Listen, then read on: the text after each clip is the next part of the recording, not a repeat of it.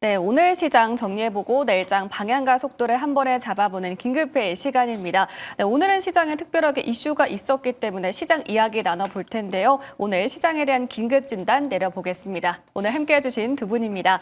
이성웅 다울투자증권 영업부 부장, 정택은 미르경제연구소 이사 함께합니다. 두 분 안녕하십니까? 네, 반갑습니다. 네, 안녕하세요.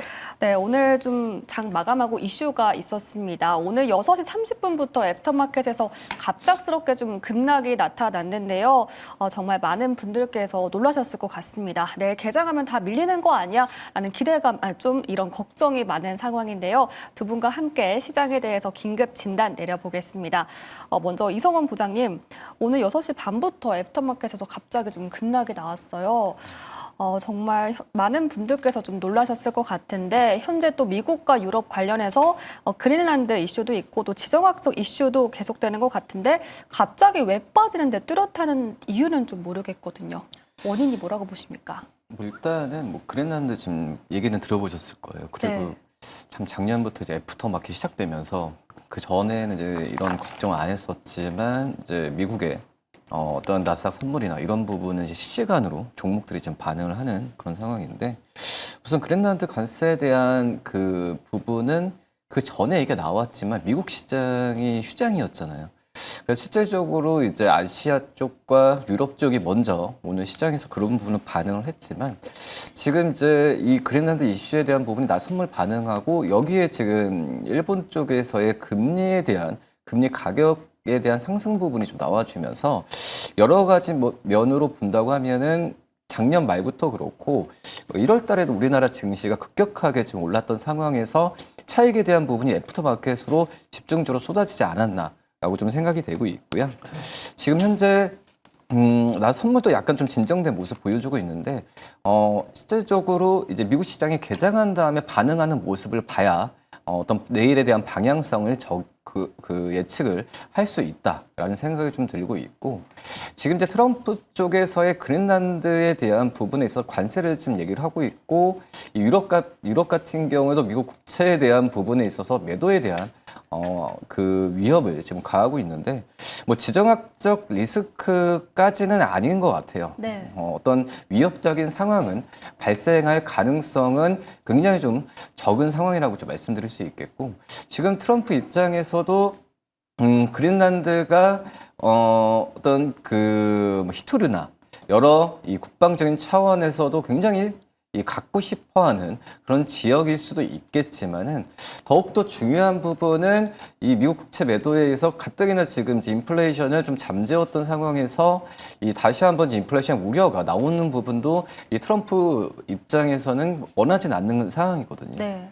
그리고 이제 유럽 입장에서도 지금 미국 국채에 대한 부분을 급격하게 좀 매도했을 때에 다른 투자처가 좀 많이 없기 때문에 저는 그 시장 자체가 반응은 좀 일찍 했지만은 큰 위협은 되지는 않지 않나라고 좀 생각이 되고 있고. 네. 근데 이제 일본 쪽에서의 이 장기채, 초장기채에 대한 금리가 좀 상승하면서 이 엔캐리 트레이드에 대한 우려가 또 내일 또 시장에서 좀 작용하게 된다고 한다면 내일 장 초반에는 주가 좀 많이 빠질 가능성이 크다라고 좀 볼 수 있지만 네. 내일 오전장으로 약간 끝날 확률도 굉장히 좀 높다라는 생각은 좀 많이 갖고 있고요.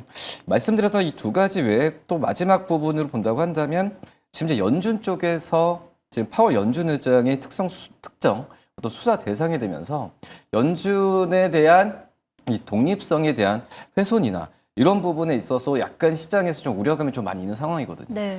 그렇기 때문에 지금 금값이나 좀 오르는 이유가 지금 뭐 채권 시장도 불안하고 이런 부분이 주식 시장 쪽으로의 악영향을 줄까봐 지금 금과 은 가격이 상승하는 거는 금과 은에 대한 수요가 높은 게 아니라 단순 어떤 회피성에 대한 어떤 자금 이동이라고 좀 생각이 되고 있거든요. 네. 그렇기 때문에 지금 현재 시장에서 굳이 이제 이유를 찾는다면은 이 세 가지가 저는 골자라고 지금 볼 수 있겠는데 그런 부분은 미국 시장이 개장하고 나서 얼만큼 이제 그 흡수를 하냐, 네. 또 얼만큼 이제 방향성을 보여주냐에 따라서 내일 우리나라 시장도 방향성을 좀 찾지 않을까라는 생각이 좀 됩니다. 네, 오늘 이 원인에 대해서는 이렇게 세 가지로 정리를 해주셨는데요. 최근 그린란드 관세 위협으로 인해서 국채 금리가 급등하고 있다. 그리고 연준의 독립성 우려도 확산되고 있다라는 점 설명해 주셨습니다. 정말 정태근 이사님 이제 내일 개장하면 많은 종목들이 확 밀릴 것 같은데 이와 관련해서 좀 궁금한 게 있어요. 최근 시장이 좀 많이 올랐다 보니까 매수 타이밍을 잡고 계신 분들도 분명 있을 것 같거든요. 그렇다면 내일을 저가 매수의 기회로 봐도 괜찮을까요? 일단 거기에 대한 대답은 일단 낚시로 비유를 좀 할게요. 네. 그 낚시 좋아하시는 분들은 뭐 저보다 더 잘 아시겠지만 소위 말하는 월척을 하기 위해서는 기다림이 상당히 좀 길거든요. 그러니까 소위 이제 낚시할 때 보면 이제 낚싯대 입질을 하잖아요. 네. 그때 바로 당기면 안 되죠. 네, 도망가죠. 그죠? 확실히 물 때까지 계속 기다리잖아요. 그게 인내거든요. 제가 왜 쓸데없는 얘기를 갑자기 하냐면은 지금 시장도 마찬가지입니다.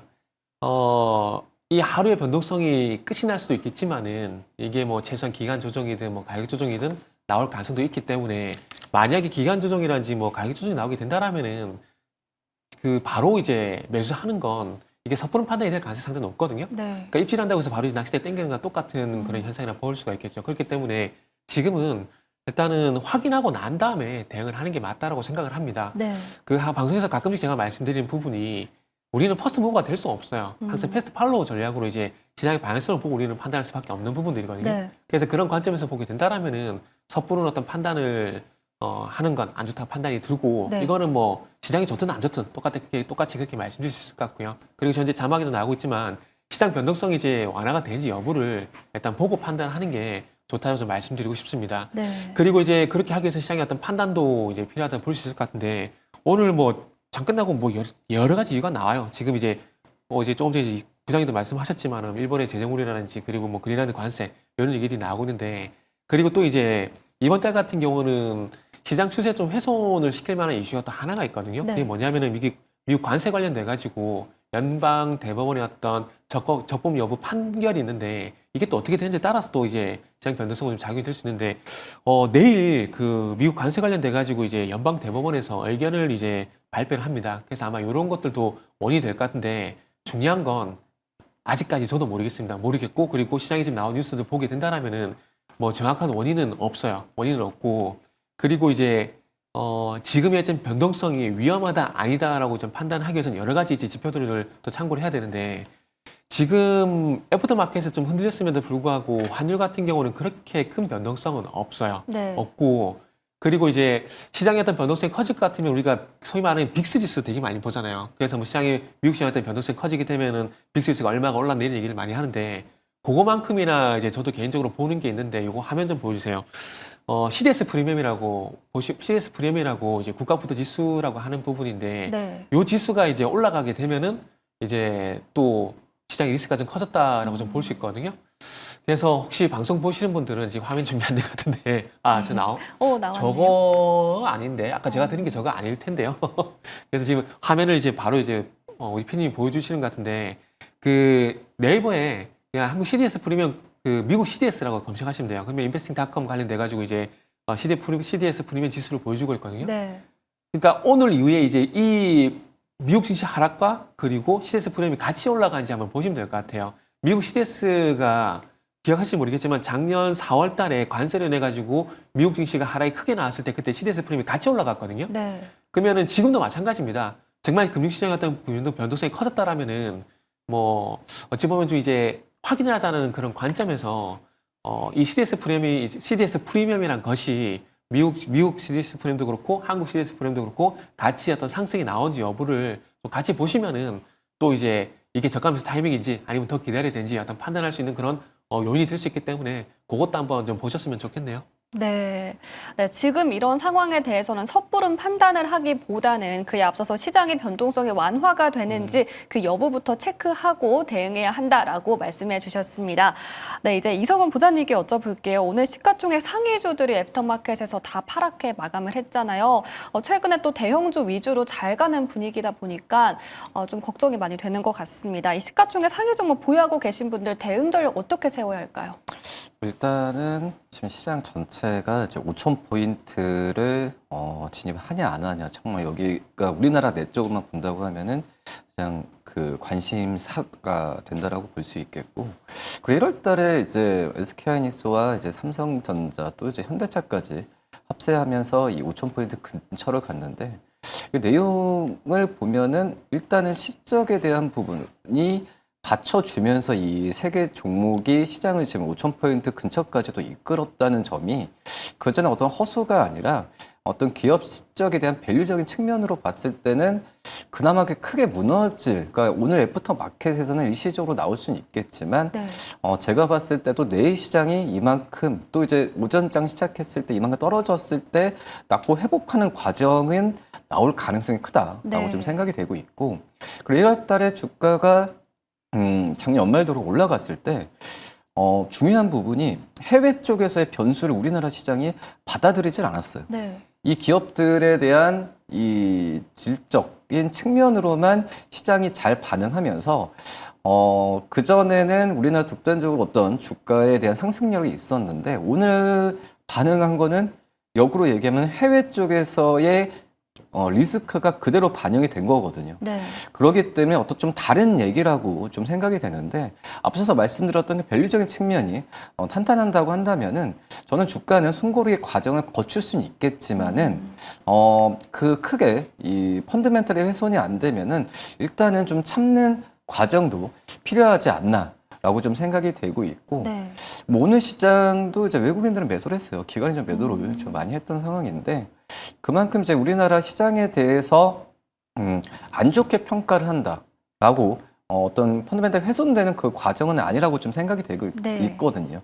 그렇기 때문에 뭐 금리에 의한 자금 이탈, 또 앞서서 말씀드렸던 엔크리 트레이드나 이런 부분으로 수급적인 영향은 받을 수는 있겠지만, 이것도 어떤 이벤트가 좀 해소되는 과정, 그리고 이 관세에 대한 이런 리스크 부분은 일단은 이 트럼프 대통령이 재작년에 취임한 다음부터는 일단 내성이 생겼다라고 좀 판단이 좀 되고 있거든요. 네.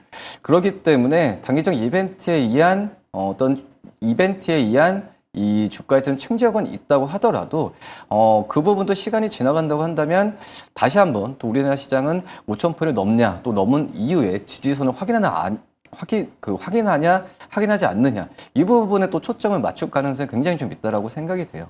네. 그렇기 때문에 물론 이제 5,000포인트가 내일 시장에 또 만약에 조정을 받을 때 네. 5,000포인트가 가기 힘들다라는 부분에 피로감이 느끼게 된다고 한다면 수급적인 면에서 그 차익 매물이 나올 수는 있겠지만, 일단은 훼손되지 않은 점을 본다고 하면은 저는 좀 참는 전략이 일단은 맞지 않을까. 근데 그거는 말씀드렸다시피 오늘 미국 시장에 방향성을 주고, 방향성이 좀 약간의 숨고르기가 좀 장기적으로 이어졌을 때 그 과정 속에서 제가 좀 말씀을 드리는 겁니다.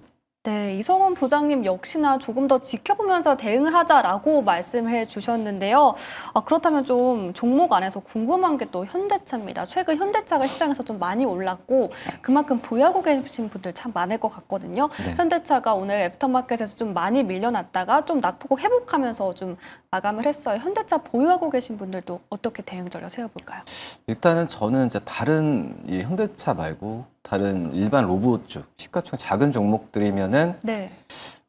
좀 약간 이익 나신 분들, 이제 개별적으로 틀리겠지만 이익 나신 분들은 좀 비중을 일부라도 좀 줄이는 게 네. 낫다라고 좀 판단되고 있는데, 역시 내일장에서의 이제 국채 오늘 시장 애프터마켓을 봤을 때도 국채 금리가 상승에 대한 부분에 있어서 약간 좀 성장주에 대한 내일 투매가 이어질 가능성은 좀 분명히 좀 있다 생각이 네. 돼요. 예, 그렇기 때문에 로봇주도 대표적인 어떤 성장주인 상태에서 로봇 관련 중소형주들 같은 경우에는 오히려 내 현대차보다 하락세가 좀 조심히 좀 말씀을 드리지만 클 가능성은 좀 있다고 생각이 네. 되거든요. 하지만 이제 현대차가 물론 이제 로봇이라는 그런 이 프레임이 씌워지면서 주가가 좀 많이 올랐지만은 일반적으로 이 자동차 쪽에서 실적을 내고 그 돈을 이제 로봇에 투자하는 과정이거든요. 네. 그렇기 때문에 현대차에 대한 저는 투자 심리는 일반 중소형 로봇주보다는 견고할 가능성이 굉장히 크다라고 좀 생각이 되고 있어서 네. 앵커님께서 현대차를 말씀해 주셔서 말씀을 드리지만 현대차를 가지고 계신 분들은 일단 좀 보유 관점을 좀 일단은 말씀드리고 네. 대신 다른 중소형 로봇주들 같은 경우는 융통성이 클 가능성이 있어요. 그런 부분에 대한 트레이딩은 좀 재빠르게 할 필요는 있지 않을까라고 좀 생각이 됩니다. 네, 내일장 현대차 보유하고 계신 분들은 조금 더 기다려보면서 대응하자라고 말씀해 주셨고요.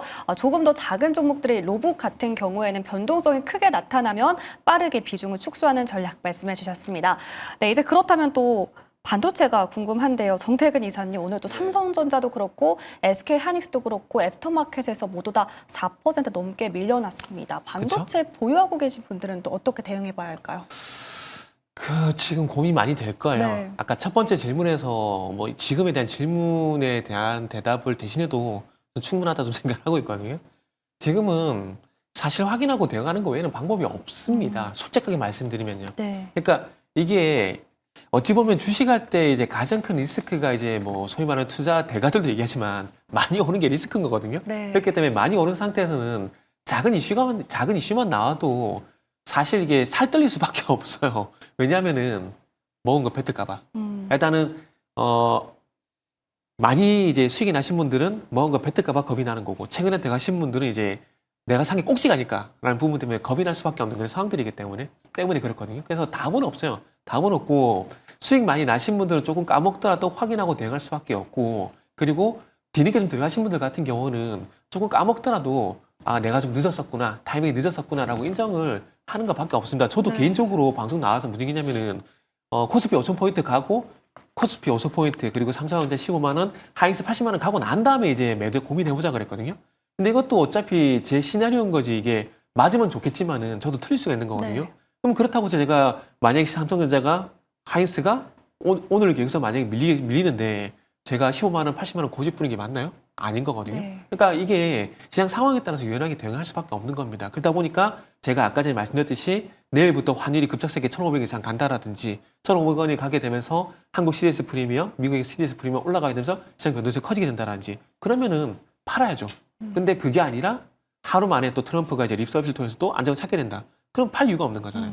그래서 우리는 물론 저희 직업상 예측을 해야 되겠지만 그게 안 될 때는, 그리고 그게 아니송할 때는 저희도 이제 시장 상황에 따라 대응을 할 수밖에 없는 부분들이거든요. 그래서 지금 이제 가장 안 좋은 시나리오는 이게 지금 그러니까 일본 재정 우려에 대한 얘기도 있잖아요. 그러다 보니까 2024년도 7월 달에 이제 아시겠지만 이제 엔화가 강세로 가게 되면서 이제 시장에 급락이 나왔었거든요. 그러면 그때처럼 시장이 하락이 전환이 되게 된다라면은 거기에 따라서 리스크 관리할 수밖에 없는 부분들이고, 그게 아니라 2021년도 6월 달처럼 지수가 급격하게 올라가다가 이제 횡보하는 흐름이 나오게 된다라면은 조금 버텨볼 만한 이유가 좀 생기게 되는 거죠. 그래서 네. 지금은 두 개 갈리는 길 속에서 어디로 갈지에 대한 고민을 할 수밖에 없는 그런 시간이다라고 말씀을 드리는 게 정말 솔직한 대답 같아요. 네. 오늘 방송 함께 하시면서 두 분 모두 다 이런 변동성에 대해서 섣부르게 판단하기보다는 확인을 하고 그 다음에 대응을 해보자라고 말씀해 주셨는데요. 그렇다면 이제 보유자의 입장 말고 신규 진입하는 관점에서도 확인을 좀 하고 그 다음에 진입하는 게 좋을까요? 아마 방송 보신 분 아마 제 똑같은 대답 계속 하네 그렇게 얘기할 수 있는데 네.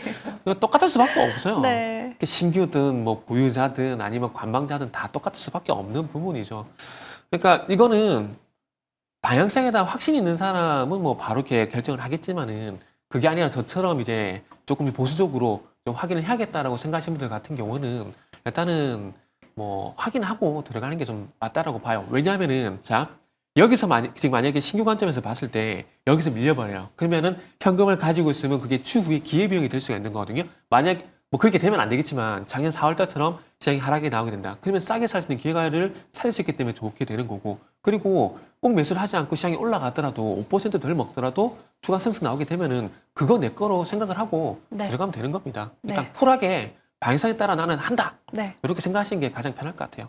네, 이렇게 오늘 명쾌하게 또 투자 전략까지 함께 해주셨습니다. 오늘 긴급 진단 여기서 마무리해 보겠습니다. 오늘 함께 해주신 두 분 여기서 보내드릴게요. 고맙습니다.